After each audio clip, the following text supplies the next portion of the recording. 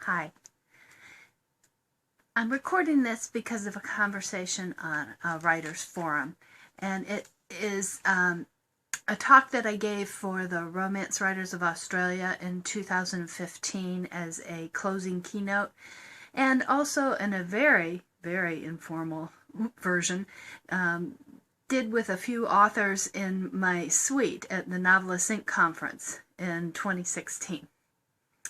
So, it starts off by my saying I have 3 words to say to you. Okay, it's not really 3 words because could I ever limit myself to 3 words? And I need a lot more than that because this is really me talking to myself, reminding myself of things I've learned and forgotten and had to relearn, each time the hard way. So I'm hoping that if it spares you having to learn any one of these elements the hard way, that it will be a huge success to me. And that is my goal. So to accomplish that, I have to ask you to do some work too. And the first thing before we get to my 3 words is I need you to write down the top 3 reasons you write. What are the most important things to you about writing? I'm going to give you a little bit of time to think about them right now while I'm talking. So yes, that means you don't need to listen real closely. And then I'll give you a very short amount of time to write them down. The most important thing is to be brutally honest. Nobody is listening. Nobody's looking over your shoulder. You don't ever have to tell these to anybody else. This is strictly for you. Go with your gut. Bare your soul. As I said, be honest. Is it the potential to make $1 million? If that's your reason, that's your reason.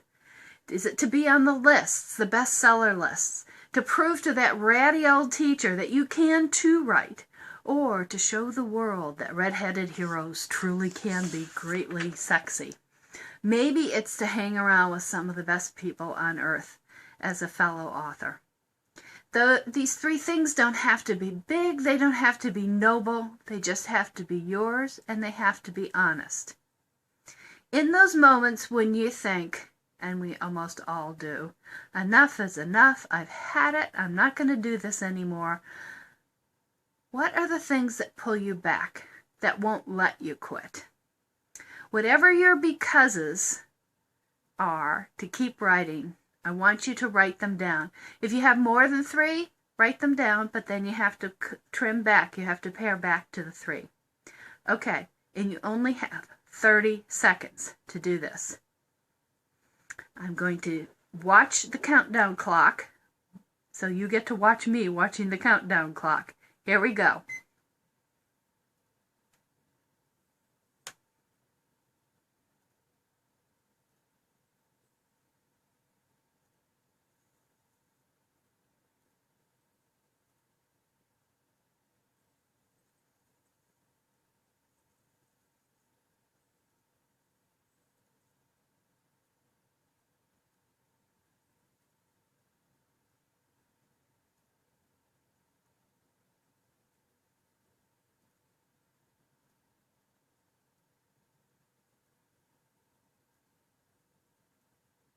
That's it. Okay, now that you have your 3 reasons, here are my 3 words. Write your stories. We're going to take those one at a time. Write. That's the craft. All the wonderful tips and encouragement and tricks that we learn from each other and from books and conferences. All that is wonderful. Know your craft, hone it. But writing, however, is not only the craft, it's the doing. If you don't enjoy the process of writing, don't be crazy. Get out. Get out now while you can. And speaking of process, whatever gets the words on the page for you is your right process. Don't let anybody tell you otherwise. So if you must write, then writing comes first. Nothing else that you learn, that you talk to other writers about, none of that matters if you don't write. The editing, the formatting, the covers, the marketing, none of that. The pitching, none of it. It doesn't count. You have to have written. You have to have the writing first. So word one is always write. Okay, I haven't forgotten about your list. You got the 3 things that are most important to you about writing that keep you going. I want you to get it in front of you. Take a look at those 3 reasons again. Now, cross one off. You can't have it. You never will have it. It's not going to happen. It's never going to happen. And yet you would keep writing. So take one of those 3 reasons and get it gone. Yes, you have to. You have to do it right now. Done. Okay, that leaves you with your top 2. And that brings us to my second word. Your stories. Write your stories. No one else in this universe can write the stories that are in your head. No one. Without you, those stories don't exist. Those characters never get to have a life. Their hearts never heal. That's amazing and marvelous and stunning. Don't give that up for anything, especially not for some chase the market mirage. You think that's the ticket to success. It's not. You end up with a story that's a stage set instead of full-blooded life. Most of the huge, amazing successes in this business and others are those who have found a need, a lack, a desire that no one else had filled before. Those amazing successes don't follow the market, they create one. That is why they become those great successes. And what if you were that one anomaly who actually did succeed by following someone else's stories or imitating their stories? Well, then you're stuck. You have to continue being that person. You have to continue pretending to be the shadow of a trailblazer who found the way first. If you're going to succeed, for heaven's sakes, do it as yourself. That also applies to the readers you want to attract. A mere 20 or so years into my writing career, I finally woke up to the fact that not only can't I please all the readers, I don't want to. That has not because I'm irascible and ornery. Not entirely, anyway. It's because I'm not sure you could type the word she and please all of the readers. But that's good. In fact, it's great. The diversity of the readership that makes it impossible to please all of the readers also means that there's a readership out there for your stories and for mine.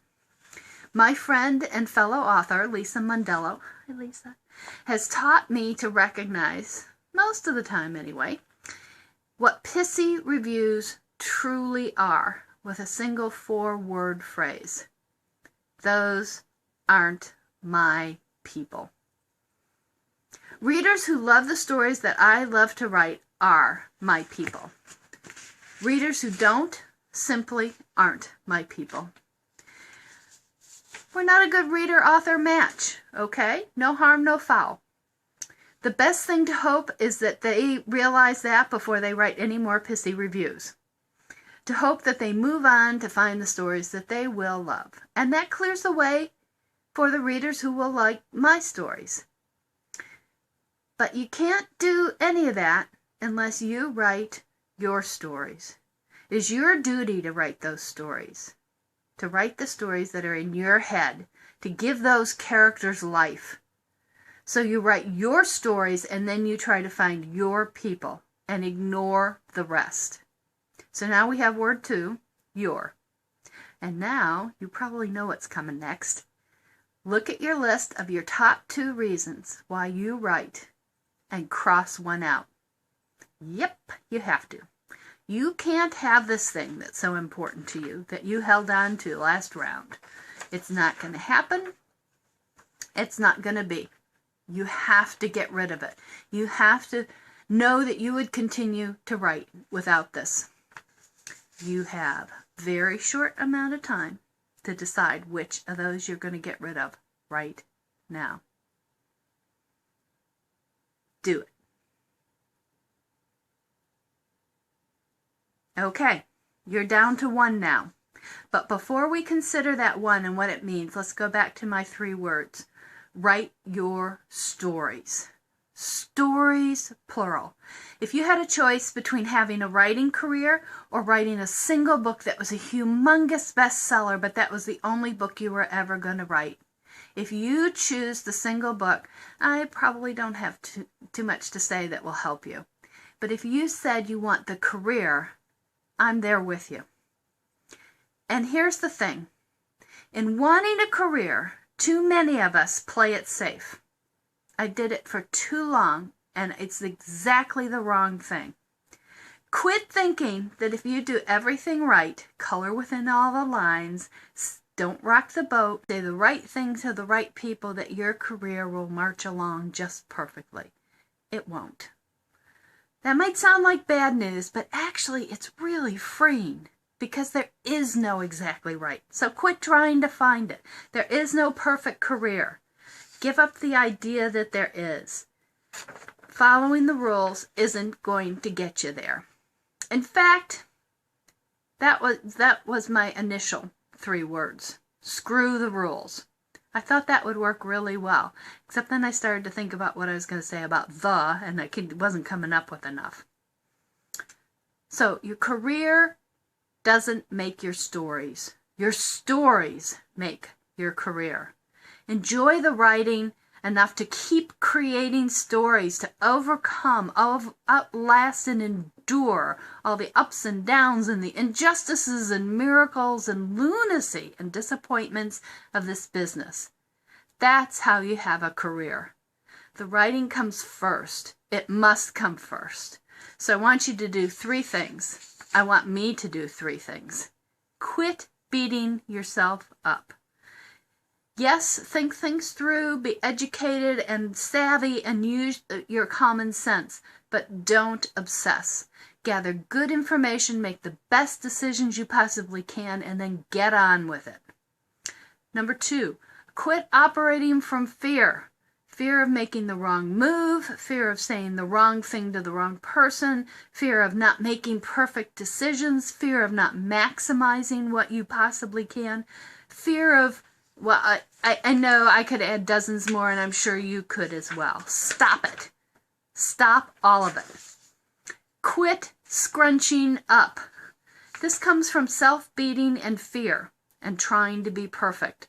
It hunches up your shoulders, bends you over. How can you write like that? You can't. Instead, expand with creativity, with joy, with power.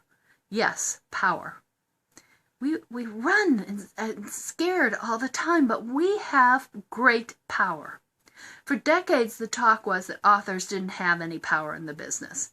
That always bothered me, because I think the one sure way to give up your power is to believe that you have none. Now, we have more power than any time in the years I've been in the business, because we have the option to bypass publishers and to self-publish. That's huge power, not only for those of us who take that option, but for those who stay in traditional publishing, because their publishers know those authors have that option. But we also have other kinds of power to define success for ourselves, to consciously set boundaries past which we will not be pushed or go, to recognize wrongs and to try to right them, and to speak up. And we have the ultimate power. We take 26 letters and we create universes. Without that, nothing in publishing exists. We have to exercise that power for anything to start. So I say, quit beating ourselves up, quit operating out of fear, and quit scrunching up and trying to be small. In other words, as I said, screw the rules. Now, look at that last item left on your list of things that are important to you about writing. I've done this exercise before, and I'll tell you what my last reason standing was.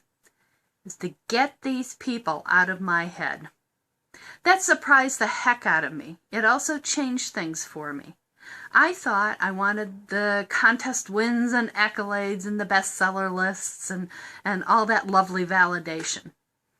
But what can success as defined by those elements do to get these characters out of my head? Not to make room for the new characters coming in. Nothing. They can't. So what difference does it make? Or even pleasing my readers. Now, unless they can come and suck these characters out of my head and make more room in the waiting room as the new ones come in, it doesn't help me any. And it doesn't fulfill my top priority. That's what this exercise taught me, what my top priority was. Getting those characters out, letting them live, making space for new arrivals. That was the touchstone. And that's what I go back to each time I'm trying to make a decision, creatively or business. Knowing what's the most important thing for me, what I hold on to, what keeps me writing, has helped me prioritize. And it has given me my definition of success. Yours is going to be different. And it may change over time. That's very important to recognize. And if you're starting to feel antsy, you should go back and check and go through this exercise again. That's what you come back to in setting your priorities, in making your decision. That's what you always have in your head and your heart as you write your stories. Good luck.